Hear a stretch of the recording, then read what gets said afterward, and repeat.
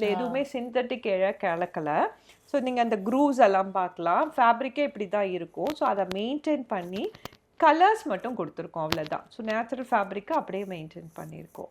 இது ஒரு 120 count linen. இது எல்லாத்துக்கும் சூட்டபிள். நீங்கள் சம்மருக்கு போடலாம், ஃபங்க்ஷன்ஸ்க்கு போடலாம், ஆஃபீஸ்க்கு போடலாம், மல்டி பர்பஸ் இது.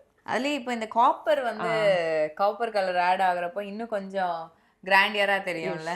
அண்ட் இந்த சாரீஸ் பார்த்தீங்கன்னா ரொம்ப டாலஸ்ட் பர்சனுக்கும் சூட் ஆகும். ஏன்னா ஹைட் ஆஃப் த சாரீ இருக்குல்ல, 44 தான் ஒரு ஸ்டாண்டர்ட் சைஸு. இதெல்லாம் 46 இருக்கும். ஸோ டாலஸ்ட் பர்சனுக்கும் சூட் ஆகும்.